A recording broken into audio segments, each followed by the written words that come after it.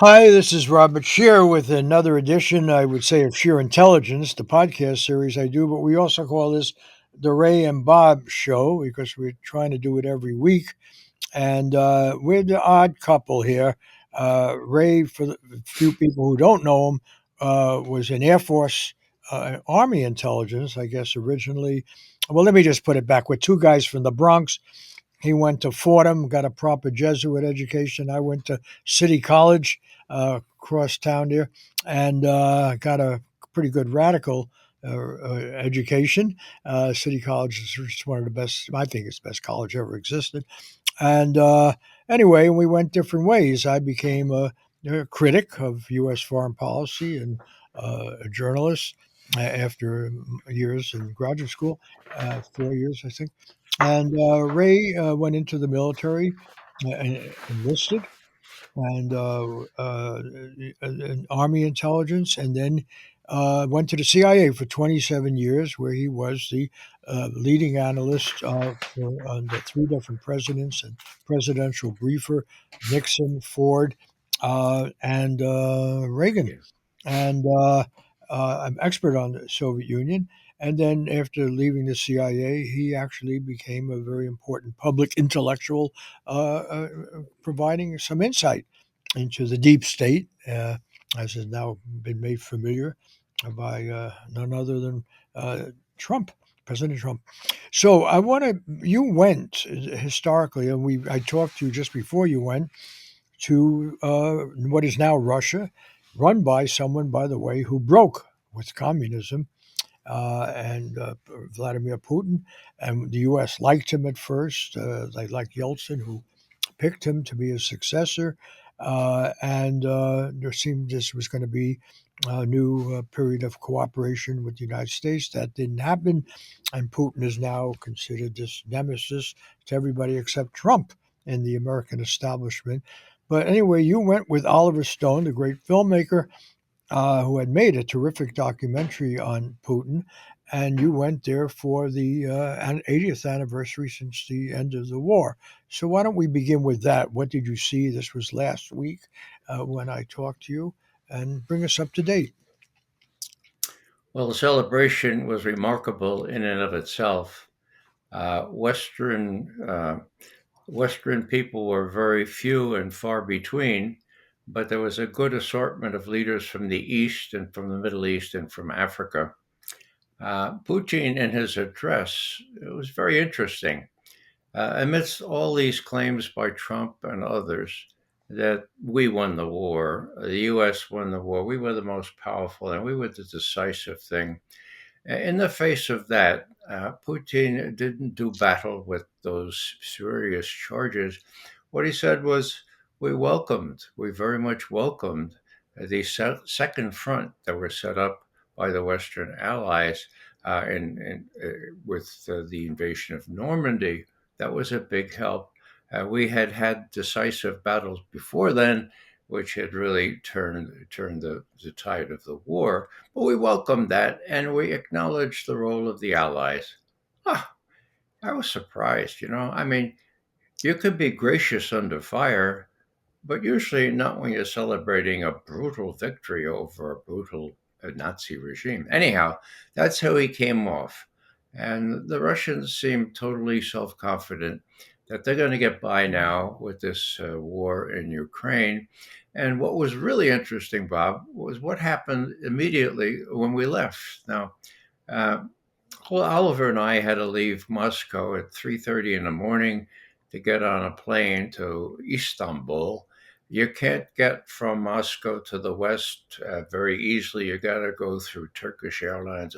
Anyhow, long story short, while we were traveling all day, the uh, the bright geniuses in UK, France, Germany, and Poland, together with Zelensky, came up with a demand. Look, Russia, immediate ceasefire of 30 days or more, or else sanctions you wouldn't believe on your banking and your energy and everything. And we give you till Monday, or else. I couldn't believe it, you know. I was watching RT from the airport in Turkey. And then all of a sudden, when I got home, I found out that it was within hours that Putin went to a press conference that his people arranged. They told all those Western reporters still in Moscow for the celebration. Look, or Western all reporters, hey, we're gonna have a press conference. Don't leave. Press conference is 2 o'clock in the morning. Don't leave. That's when Putin comes up. He says, "Look, I got an idea. Why don't we resume the talks that were aborted in Istanbul back in April of 2022? Let's resume them. I'm going to send a team to Istanbul to do precisely that on the 15th, a couple of days later. And I really hope that Zelensky will send his troops as well." Whoa! So that was pretty much the parry to the allied, if you will, UK, France, Germany, Poland, and Zelensky, that just evaporated as soon as Putin said that. Next thing you know, Trump says, "This is a great idea. This is a great idea. I think Zelensky, you ought to go." So they don't have Zelensky's going to go or he's not going to go. Long story short, he goes to Ankara rather than Istanbul, but he sends a delegation, and this meeting, which was pretty just laying out what the procedures would be, and that was a successful meeting just because it happened. Okay, next thing you know, Well, they also had a this prisoner exchange, right? yeah, the prisoner exchange was agreed upon. It's not happened yet, but that was significant. Yeah, thanks, Bob. 1,000 on each side. Now, one of the ironies here is the Ukrainians don't have 1,000 Russian soldiers captured. So they've been emptying their prisons and using using people that they are make believe Russians, so that they have enough people to exchange to get their 1,000 back. The casualty figures, Bob, on recent counts, when they take the cadavers back, when they exchange cadavers, it's 50 to 1. 50 Ukrainian cadavers to 1 Russian. Anyhow, what happens is Trump and Putin talk on Monday. Now, I predicted on Monday morning while they were talking, I was on with Judge Napolitano. I think this is going to work. I think it's going to eventuate in negotiations without preconditions, just as the Russians wanted. No ceasefire first, okay? You sit down and you figure out how you're going to negotiate. And then by and by, as the Russians claim, if a ceasefire seems opportune, well, that's what you do. Uh, and Medinsky, who was very close to Putin, the chief negotiator in Istanbul, made the point that what you do is you negotiate, you start the talks, and then maybe you have a ceasefire. I wrote down here what this really means. Do you have a ceasefire first, or do you have a negotiations? Um, Peace negotiations do take place in wartime. We know that from ample precedent because one side is winning, right? That is what creates the conditions for their success.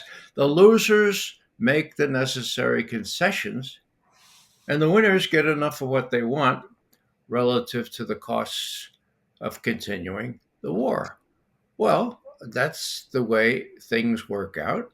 And peace negotiations that follow a ceasefire, well, when the ceasefire comes first, that just means that each side thinks there's a sort of a stalemate, and they thrust and they parry and they can continue indefinitely and they can come up with no results. So the good news was that Zelensky was browbeaten by Trump to send his delegation there to start talks, not without an immediate ceasefire that his allied colleagues had advertised before. So this is a big step. Now they're going to start next month, by all indications, in June, and they'll be sitting down and exchanging memoranda as to what the terms will be. It's going to take a very long time, but Trump is very much behind it. Zelensky thanked him for making it necessary, making it possible for him to initiate this process. So did Lavrov, so did Putin thank Trump for being the catalyst to this kind of negotiations. Now, will they succeed? I don't know, but at least they're started. And at least they're not going to be bone crushing sanctions of the kind that Lindsey Graham was advertising. And, there's not going to be any ultimatum by the French, British, Germans, Poles, Zelensky. There are talks now, and they're going on. And as the Russians move to the west in Ukraine, they are in the process of really cleaning out all the resistance that's really left between them and the Dnieper River. Trump knows that, and Trump has said, and this is maybe the key. Trump has said, uh, no membership for Ukraine in NATO is carved in stone in Putin's attitude. And in another venue, he said, I can understand that. I can understand why Russia wouldn't want an arm to the teeth NATO ally on its immediate border. I can sympathize with that. So we have a person now, unlike Biden, who can look at the other side of things. Granted, he has great opposition. I mean, Kellogg is a lost cause. Rubio, it's really interesting. See if I could dig this thing from Rubio. He was at the Vatican for the first mass or whatever it was, and um, he had a comment from a Monsignor. Here it is. Yeah, I don't want to misquote him because it's precious. So Rubio said, talking to this Monsignor, and this Monsignor says, and I quote, no, actually, it was a cardinal. Sorry, not a Monsignor. The cardinal I was meeting that day said, Not all of us went to Catholic school. yeah, well, What you when you were 6 to when you were 20 or something? 20? No, yeah, you well, actually got a master's, didn't you? Also, or I did, yeah. yeah, But cardinals are sort of like four-star generals, all right? yeah. I think And we got that. Yeah, yeah, what did I say? Monsignors are like a lieutenant colonel. Okay, so this is a cardinal. Here's Rubio. Cardinal says to me, quote, it's very unusual for us. We have an American president who wants peace. And it's some Europeans who are constantly talking about doing and wanting war. So the world is kind of upside down in our minds now. We have to make it right side up. Now, it's interesting that this cardinal shared that with Rubio, but it's far more interesting that Rubio decided to make that public. In other words, they're dissing the Europeans that are trying to put the kibosh on these talks. They will continue to try.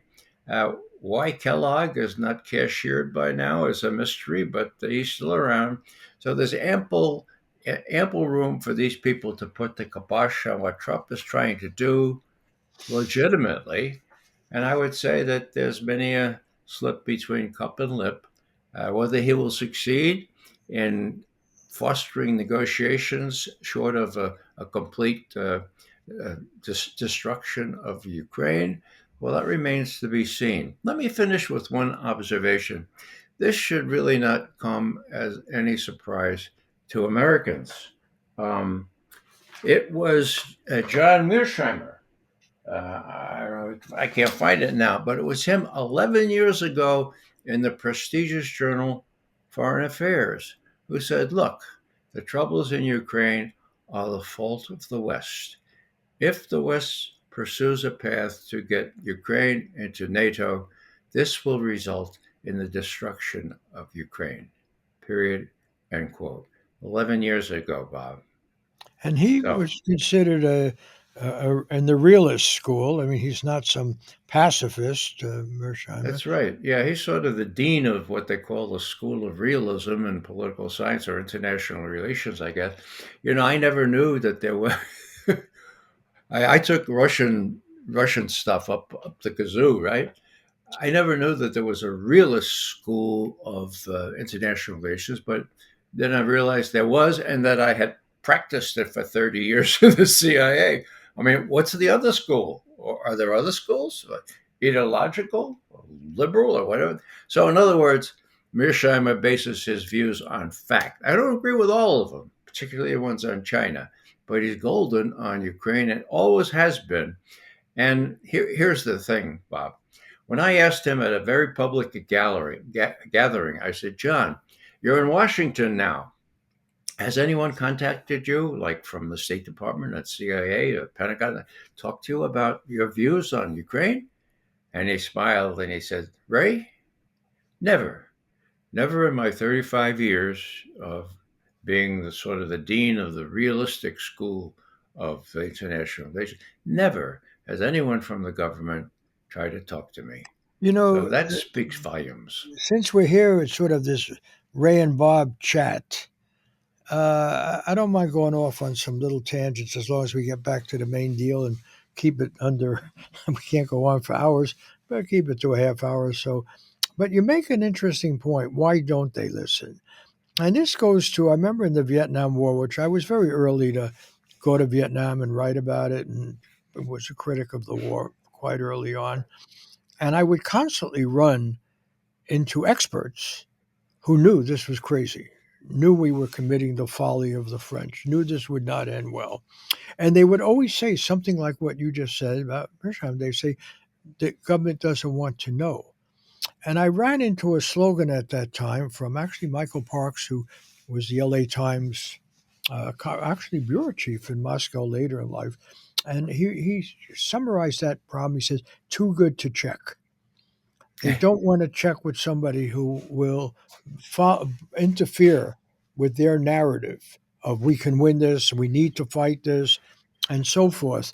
And I remember David Halberstam wrote a very important book, The Best and the Brightest, about Vietnam.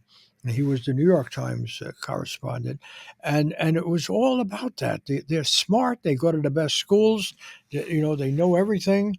But the fact is, they don't check everything, and they don't want to hear a contrary view. And I don't believe it was, I don't know if it was Foreign Affairs or Foreign Policy magazine, but just the other day, I read an article in there that Putin is starting to lose the war once again. Lose. I don't know if you saw that, and I can't even remember which magazine.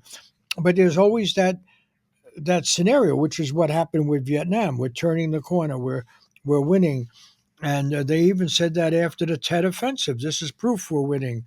And it turned out it was not. There was proof that you were going to have the most ignominious defeat in American history. And so I want to, since you were briefed, three presidents, you were in the CIA as the key analyst dealing with the old Soviet Union, I want you to take our listeners into this murky world of expertise, of authority in foreign policy, and how is it that they ignore the facts so easily, which is really what we're talking about here. How would they argue that the war is going well, which, first of all, it's never going well because not only Ukrainians and not only Russians are being killed, lots of other people are being dragged. We have a crazy situation where you were in Moscow to honor the end of World War II. And one thing everyone was clear about at the end of World War II is that Germany, of all countries, should never be allowed to arm. Now we're very proud under Biden. We got Germany to commit to an increase in their defense budgets and to have Yeah. offensive weapons. So why don't Hmm. you Yeah. Well, take us Bob, into this those world those of faux expertise? are faux. FOUX. Oh, Yeah. no. Is that how you spell Okay. faux? I don't I'll, know. I'll just say expertise. It's not expertise. It's not being part of the realistic school of international. It's just following the facts, as you know, Bob, as you did in Vietnam. Now, there were halcyon days at the CIA. I was the deputy national intelligence officer for Western Europe for a while. That's about as high as you could get. My principal, the real NIO, was testifying before Congress all year, 1975, about the family jewels that we got wrong and that that Colby and others had to confess to. So in Well, those days, we used to. again, because I teach in the college, tell people what the family jewels were. They don't know. They don't. Have never heard Yeah. this. Well, these were Cy Hirsch first found them. Seymour Hirsch, the incredible investigative reporter. These were all kinds of abuses where the CIA felt free to engage in assassinations and all manner of illegal activities domestically. And I mean, they all came out at this church committee, and that was 1975. And they instituted reforms, namely two oversight committees in the Congress, one in the Senate, one in the House.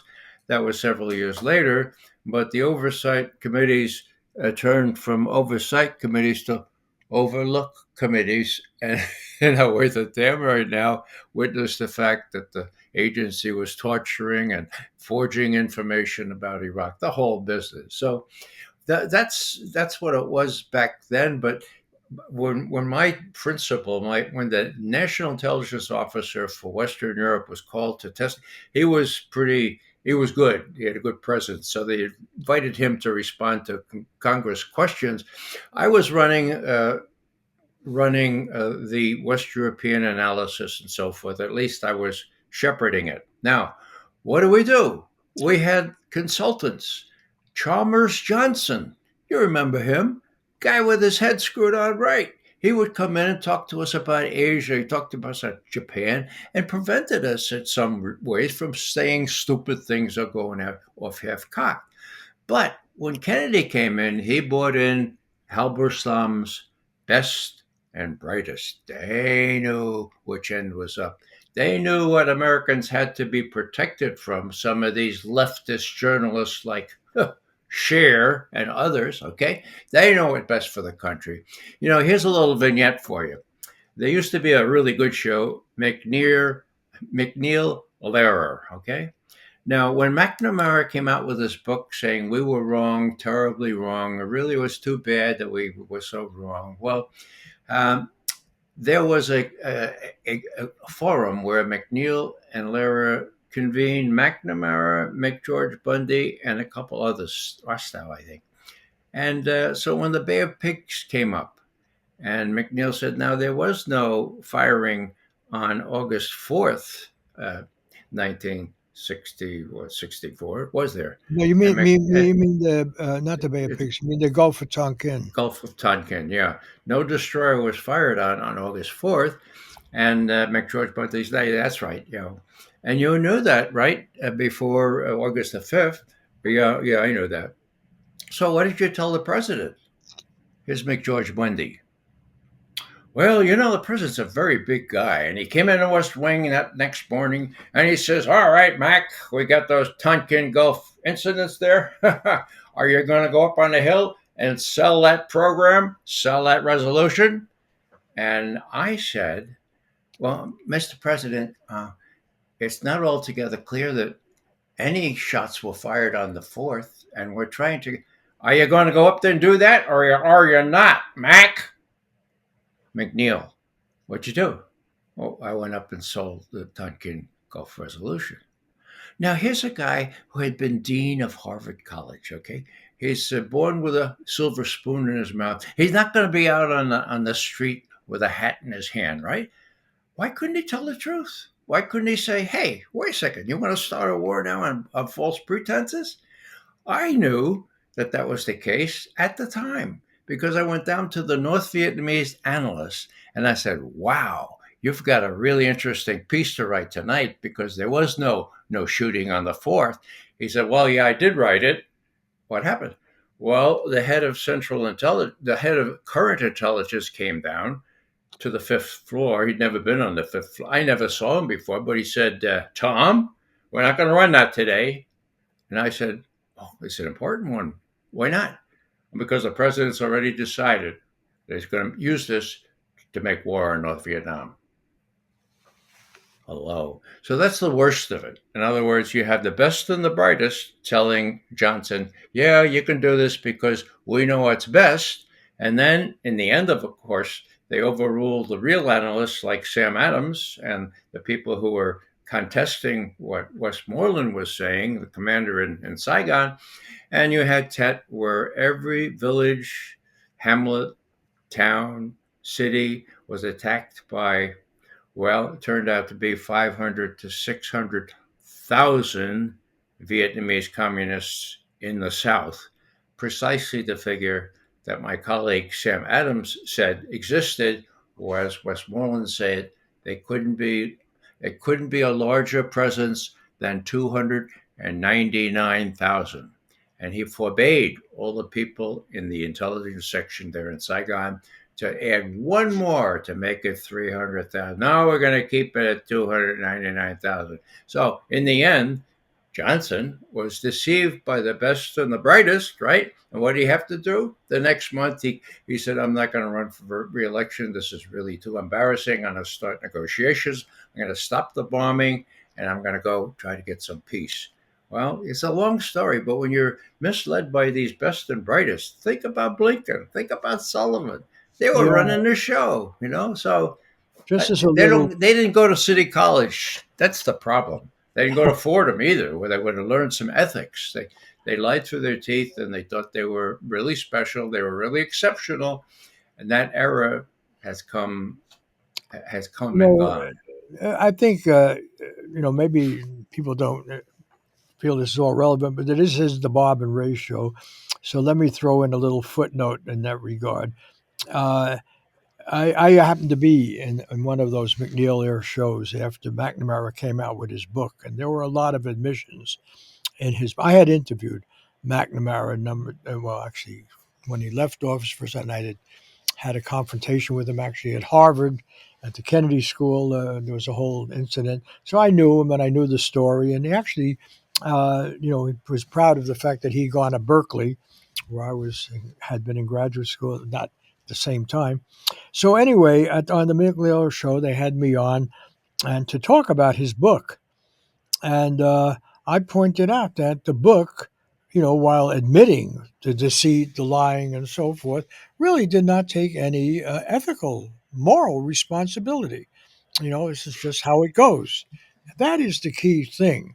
And it's not just a question of being a good bureaucrat.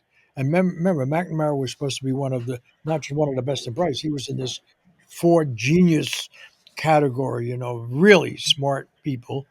And I pointed out on this McNeil show that no, this buried the lead.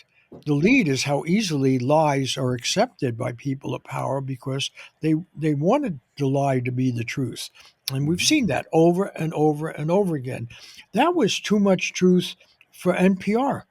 It was too much, and PBS. It was too much truth for McNeil era because I had been kind of a regular in that set, and that was the end of it. I was never invited back again, and I was told, that I put a little too much energy into my, denunciation of what. But really, if you think about it, and we want to talk more about the current situation. Obviously, what people should understand, this is not some minor bureaucratic flap.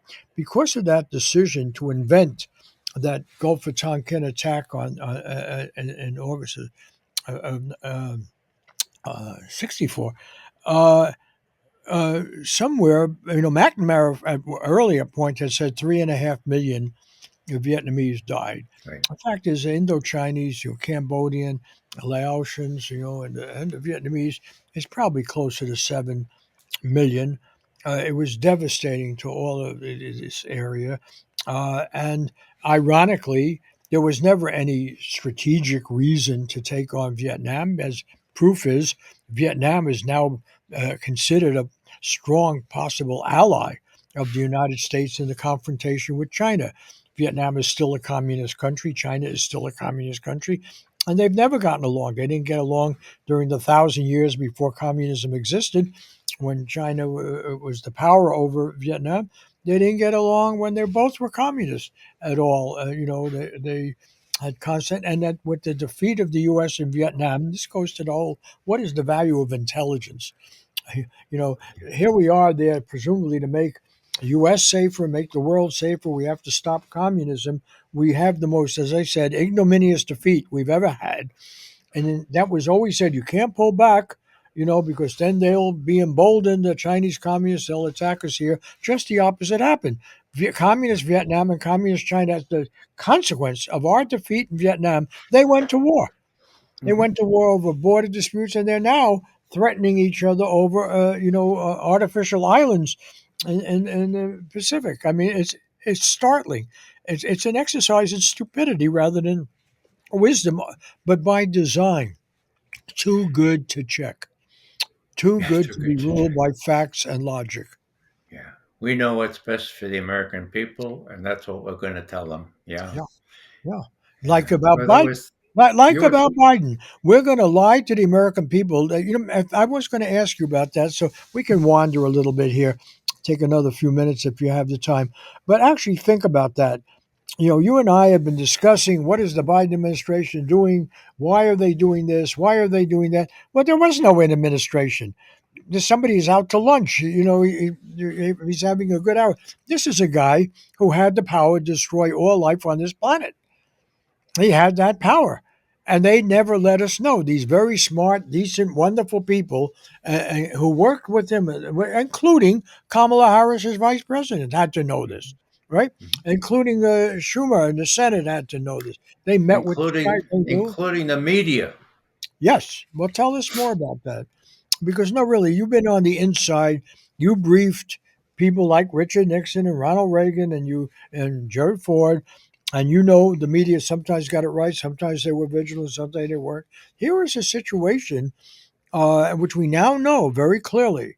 You had a president that it was irresponsible in the extreme to leave him in that job, right? Given the power of the president, that at least if you think he's being clear and rational, you can assume he's going to at least respond. But if Yeah. he's out to lunch and you can't wake him up, and decisions are being made about respond to this, respond to that, and this guy's got that power. Tell us about the power of these presidents that you briefed. Well, last 4 years of the Biden administration was a case in point. You had you had Blinken as Secretary of State. You had Sullivan as National Security Advisor. You had other people around who thought they knew all the answers. They encouraged Biden's proclivity to see things in an ideological sense. Russians bad, Chinese bad. They encouraged Biden to say in his first month, you know, in a major speech, the Chinese, they're trying to be the most supreme economic power in the world, but that's not going to happen on my watch. God, as if he could control things. Then they told him when he saw Putin for the first and only time, June 16, 2001, okay, in Geneva, they told him to say, look, we know you've got a weak hand there, Mr. Putin, because you have China on your border, very long border, contested border in the past, and they don't aspire just to be an economic power, but a military power. So we realize you got a problem we don't have. China is squeezing you guys, and we know about that. So don't try. Hello, after Biden said those things, saying, and I'm not going to say exactly what I told Putin, but this is what I said. It gets on the plane, and I said to myself, I wonder what Putin and his advisors are doing. And after watching this on TV, saying, huh? And they spent the next 3 years trying to show Biden and Blinken and Sullivan that far from, well, that China was squeezing Russia, yes, but a fraternal embrace where China actually gave Putin a waiver on Westphalia, a waiver on their principal policy of never invade any, never take it, no border violation. They gave Putin an exception, and Putin needed the Chinese. I don't think that Putin would have invaded Ukraine were it not for having persuaded Xi 3 weeks before in Beijing on the 4th of February that Beijing would support him. And indeed, now they're supporting Russia uh, completely to the point of saying, yeah, the negotiations at Istanbul are great. They should pursue the, the core interests of those involved. And of course, that means the core interests of Russia are not to be plagued by Ukraine in NATO. So let me ask you, let's wrap this up with something you wanted to talk about that relates to this concerning Gaza, concerning genocide, ongoing genocide. I don't think we have to quibble about those words, that word. Uh, but Trump's role, which is complex, and what's going on with his, putting some distance between him and Netanyahu, and uh, what is going to the Gulf and acting in a fiercely independent way.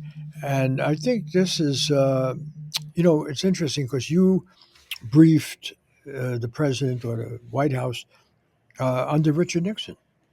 And for all of the stuff that we said about Vietnam, and I would say Richard Nixon was a war criminal who, killed civilians at a very large number. Not actually as large a number as Lyndon Johnson, but nonetheless, I'm not making light of their policies. The fact of the matter is, Richard Nixon, and when I think of all the hostility towards Trump now, but actually Richard Nixon really surprised everybody with his opening to China. And the only reason we actually, in fact, to the great advantage of the Chinese people, who actually, some 600 million or so have been lifted out of the most abject poverty. And they are now, the second best economy in the world.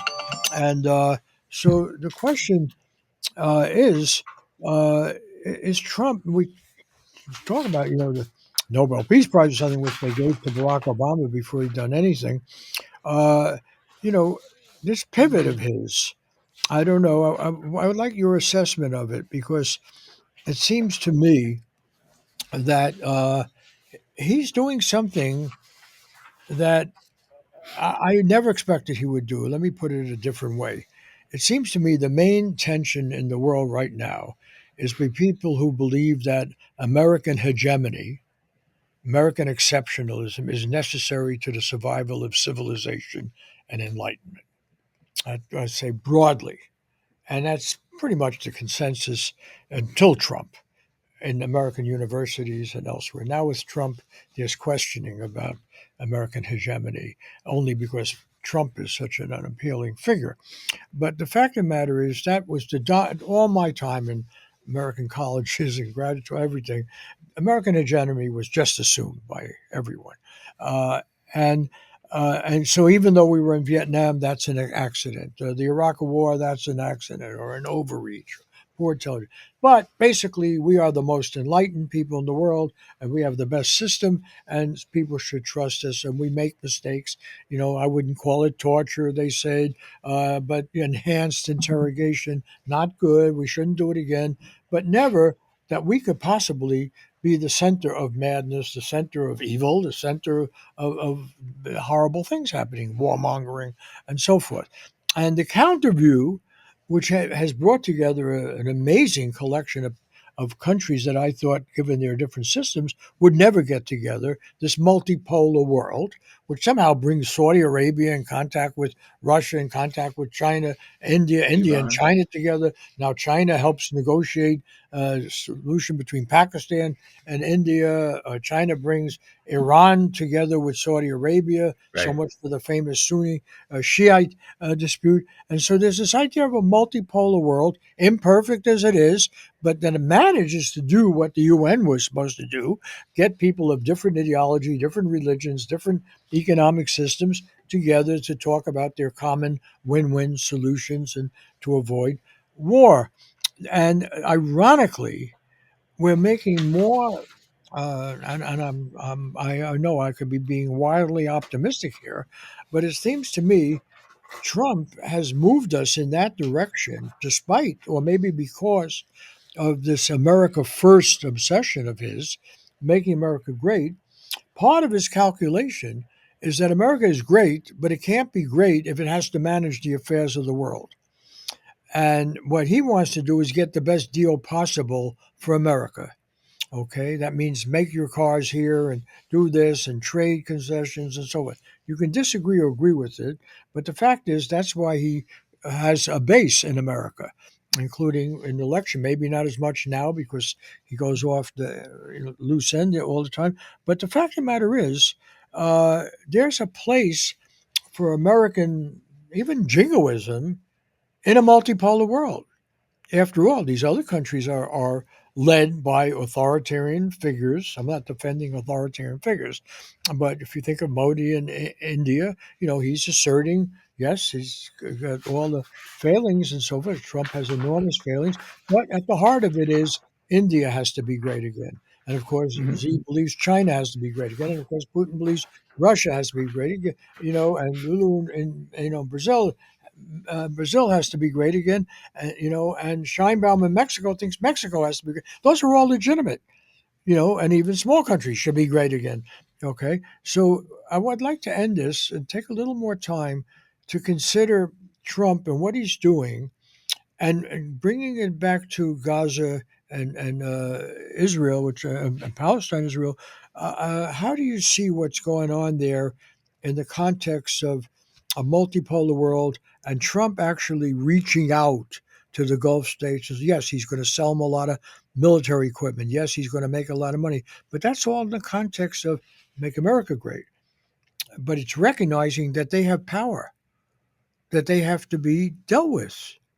So you're the expert. You dealt with presidents, you know. I mean, I had one interesting conversation with Nixon, okay, but I can't base a whole analysis on that after he was forced out of office. So take it. Give us your wisdom. Yeah. Well, Bob, sounds to me like you're a member of the realistic school of international relations, and I applaud that. Um, let's take it back to the halcyon day of U.S. Russian relations, September 2013, when Mr. Putin gave Mr. Obama a way out of the dilemma. Obama, all his associates were saying, "You have to strike Syria now openly. You have to fire those tomahawks from the Eastern Med. They violated our red line. You got to go have a war." And Putin said, "No, you don't. We've persuaded the Syrians to have all their chemical weapons, such as exist still, destroyed under UN supervision on a frigate or on a ship that's specially designed to do that." Now, that was September 2013. On the 12th of September, right after Obama said, "If you can do that with the Syrians, please do, because I don't want a war. You don't want a war." Okay. Putin wrote an article in the New York Times, an op ed, and it was flowery. He said, "I really appreciate the trust, growing trust," his words, "that exists not only between our two countries, but between your president and me.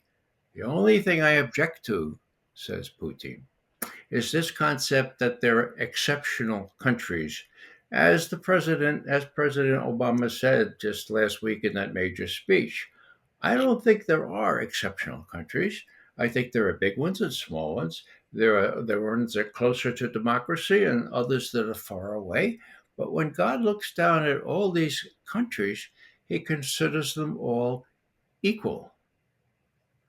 End quote. Wow. Well, Putin was right, in my view. And Obama should have taken notice instead of calling Russia a year later a glorified gas station posing as a country. Uh, so what happened was that was September 2013. Give the neocons, Victoria Nuland and her ilk, give them 6 months to destroy this halcyon day. And they did by fomenting a coup in Kiev, which is appropriately described as the most blatant coup d'etat in history. Why? Because it was advertised 2.5 weeks before on YouTube.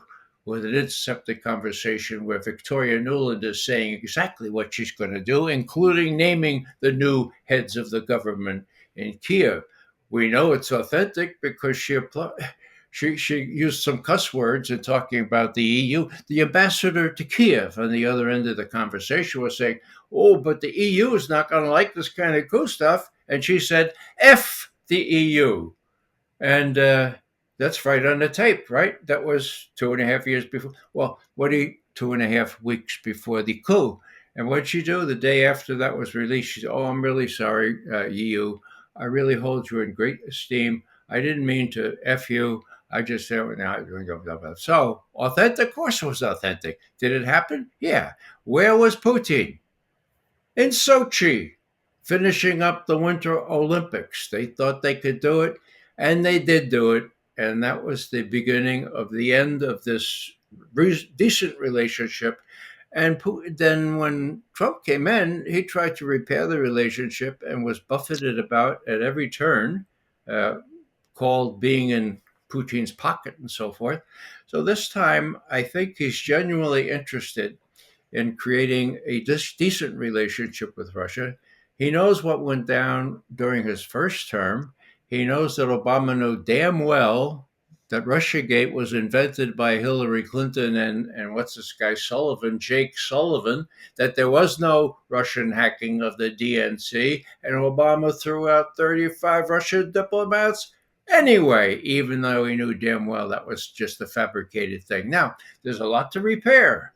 But what surprises me is that Putin feels strong enough to say, I trust Donald Trump. I think he is sincere. After all the betrayals that continue to be adduced in Russian media, all the times where we were taken to the cleaners and where Putin himself admits, I was naive in trusting them on the Minsk Accords, and look where that got us. Even so, he sees an overriding interest to have a decent relationship with the U.S. Similarly, from the U.S. side, I can't really explain exactly why on either side, but it's reality, and I'm of the realistic school of international relations. That's what gives me hope that this will come out all right. It's just going to take several more months. Well, let's end it on that because it's not easy to have an optimistic view at this time. We'll see because I have to point out, and I wanted to let you do your I don't know what the right word is. It's not an advertorial. You wanted to bring something up. The fact of the matter is, while all this jockeying goes on, people get killed, babies get killed, seniors get killed, men and women get killed, and where it would be irresponsible to just be chatting about great power decisions. This was true of Richard Nixon, who, yes, he did this very reasonable thing, but not before millions of Indo-Chinese people were killed. And Yeah, Bob, I'm glad you so mentioned I that want I because want you to bring up your veteran intelligence, Veterans for Peace. yeah, and what that is because that cuts to the reality. The rest is Yeah, just it's just talk. yeah. Well, you said just now, Bob, exactly what I said before a major audience in Moscow on the 19th of April. I finished this speech about U.S., Russian, Chinese relations and the turning points in history, and then I said, now I can't have any kind of presentation without decrying the genocide for which my country is mostly responsible in Gaza. And I gave a few sentences about that. And so, thanks for reminding me that this is something that needs to be stressed. I'm on the advisory board for Veterans for Peace. My colleagues are adopting a fast down to 250 calories a day, which is what the Israelis allowed the Gazans to subsist on before they decided to starve them to death. Okay, 250 calories a day. It began at noon Eastern time. It's just coming on now in California. People like Cynthia Papermaster up there in Berkeley, Colleen Raleigh in Minneapolis, St. Paul, Kathy Kelly in Chicago. There are Tell three. us who these people. Us who these people are, and Yeah. and Well, Cynthia Papermaster is Code Pink personified. She has done all kinds of good work, including shadowing John Yoo, the lawyer who approved torture, in all his classes at the Law University there at in Berkeley. They're both, yeah. Colleen Rowley, she was a lawyer for the FBI, and she blew the whistle on what what faults there were in the CIA, in the FBI coverage before the war on Iraq, and was not listened to by Bob Mueller, who was then the FBI director. She became Time Person of the Year in 2002. And Kathy Kelly is just a nominee for the Nobel Peace Prize, back and forth. She's been back and forth to Afghanistan, where she has a little group going about 30 times. Um, I worry about Kathy because she's only about 90 pounds. I don't know if she's going to survive very well on 250 calories a day, but she's out there. And so have several of my colleagues before the U.S. mission to the UN in New York. So if you could participate, go to Veterans for Peace fast, and you'll get how to sign up, what to do, and how you can survive on 250 calories a day. Okay, on that note, yes, and I think it's an important note. You can be of one school of foreign policy, another. You could, people lie for every government in the world. People defend every government in the world, depending on their career, their opportunism, their so forth. This is something I did learn as a journalist, and I did travel to a number of these areas, war areas. I was actually in Egypt and in Israel and in Gaza and the West Bank after the Six-Day War. And I remember, top leadership of the Israeli government, very famous people talking about, Moshe Dayan and others come back, there'll be great peace and great. Then you have this incredible tragedy there that gets worse by the day. And most of us just sit back and say, oh, is it genocide? Well, what is genocide, or what can you do?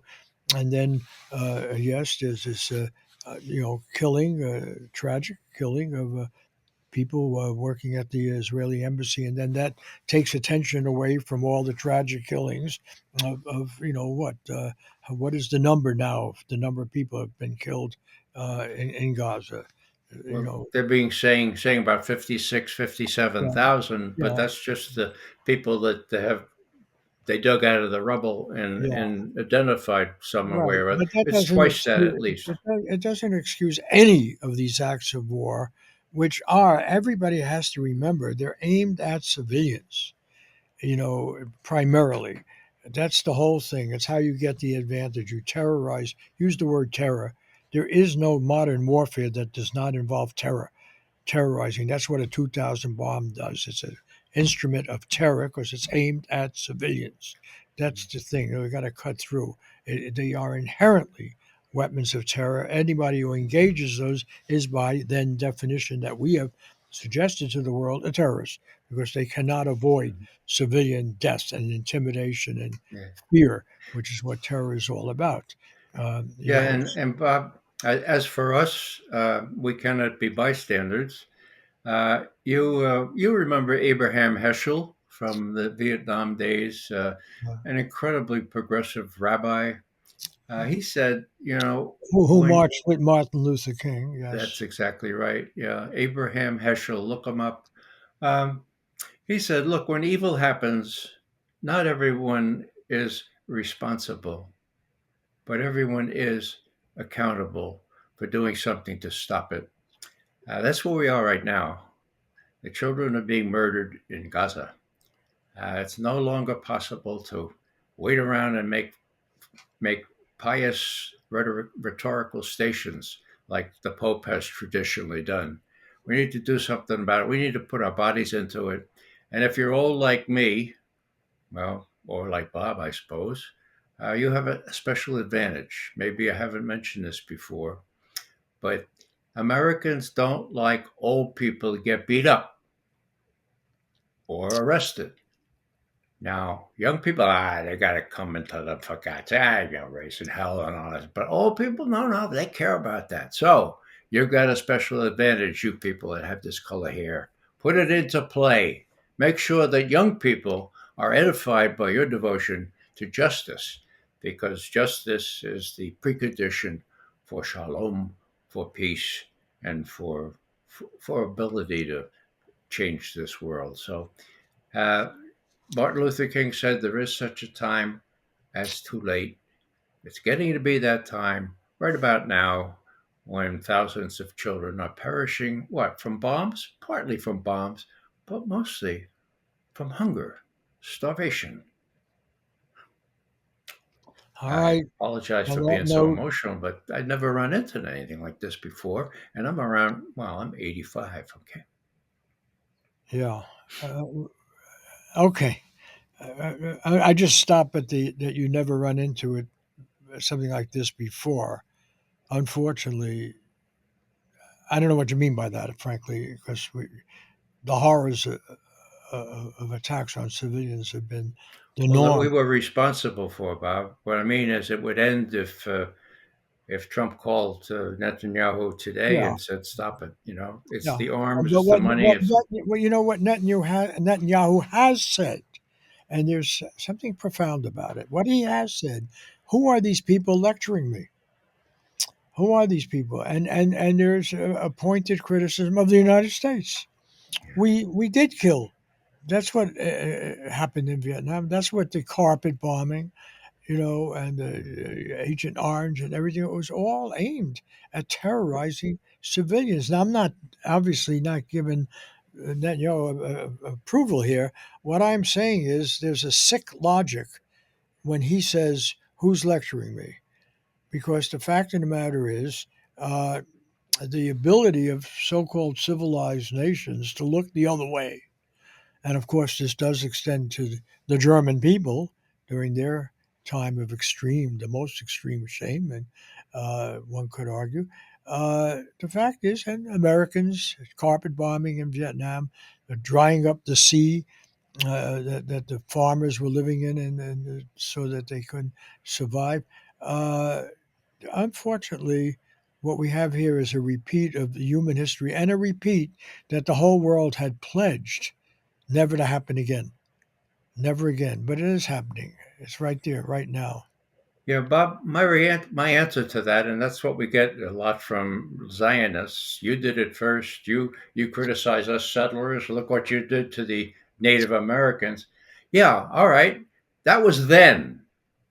This is now, and our Yes. country is responsible for continuing. That's Agreed. different. Agreed. Agreed. Yeah, Agreed. I'm not that's I'm just explaining I the know. cynicism of the enterprise that unfortunately, and this is what Hannah Arendt, the great Jewish intellectual Yeah, and who experienced what Nazism was all about, was warning, and so was Albert Einstein, and so were very many prominent Jewish refugees from World War II, were warning, don't think this is just a German Nazi illness. That's what they were warning. The banality of evil is Hannah Arendt's famous phrase, the banality of evil. And when people listen to what you were just saying and the need to act in the way you were urging, the response usually is they have other things to do, or this is mhm, not the worst. I'm not suggesting that. I'm underscoring that this ranks with the great tragedies of human history. What's happening in Gaza clearly, you know, earns that respect as one of the, if that's the right word, or that designation of one of the great horrors. yeah. And it will be remembered that way. And just as we've been talking about Vietnam, people will then say, wait a minute, why did that happen? What was it all about? Why did, and then there'll be some arguments around the fringe, but it will just be clear to everyone that this is just, this is, you can't be a Gaza genocide denier any more than you can be a Holocaust denier. That's the thing. That's That's correct, Bob. Yeah, and let me just caution. well, I shouldn't say you can't be. You have no right to be Yeah, and yeah. consider yourself in any way a moral human being. But looking at Donald Trump, there's something called the Trump derangement syndrome, where Trump couldn't possibly do anything constructive.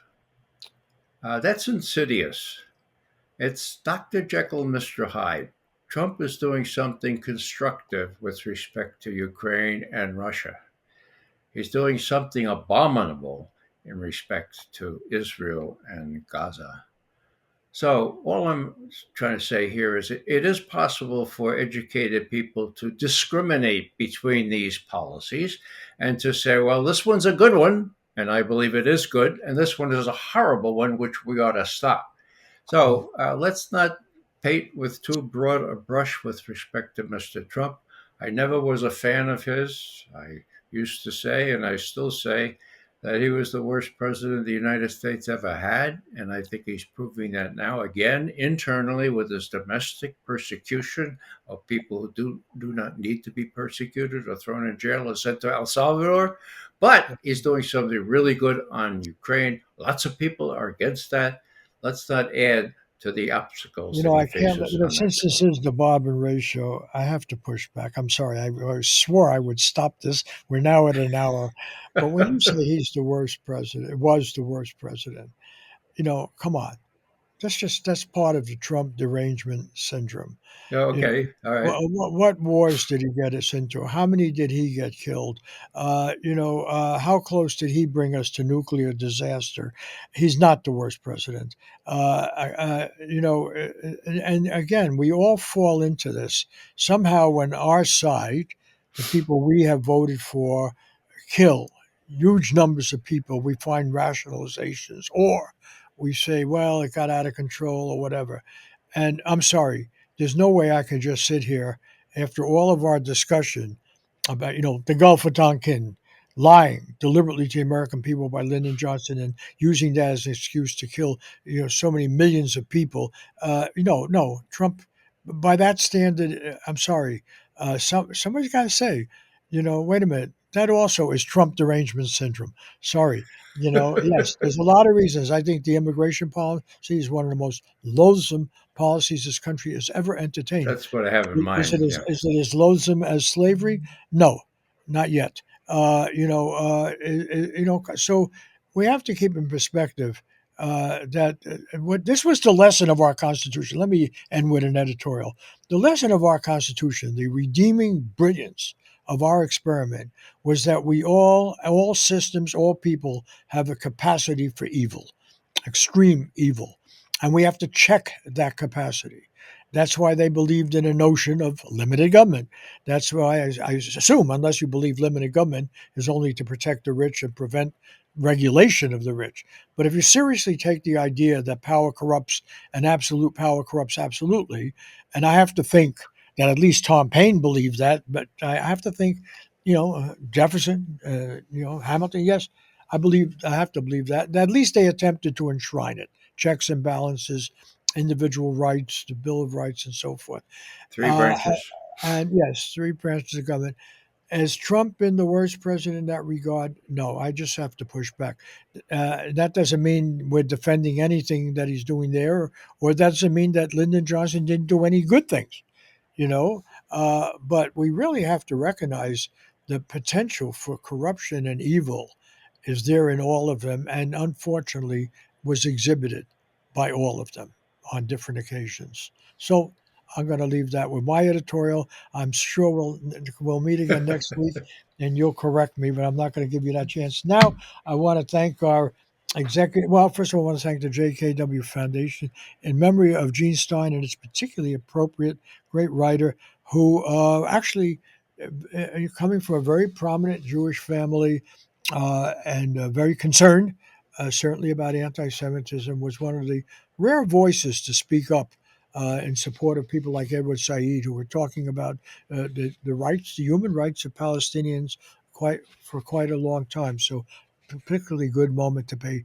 tribute to Gene Stein. And I also want to thank Integrity Media again, where Len Goodman, another person from a prominent Jewish family, they support independent media and speak out in defense of our right to criticize any government, including Israel, including obviously our own, for helping give us some support. I want to thank Joshua Scheer, our executive producer, for keeping these shows together and going. I want to thank Diego Ramos for writing the introduction, Max Jones for doing the video, and we'll see you next week with another edition of the Bob and Ray Show, and during the week with other shows in the Sheer Intelligence series that used to be on NPR, but no longer is. So I once again have been eased out of the public broadcasting network, but life goes on as went on for you after you left the CIA. So on that note, see you next week.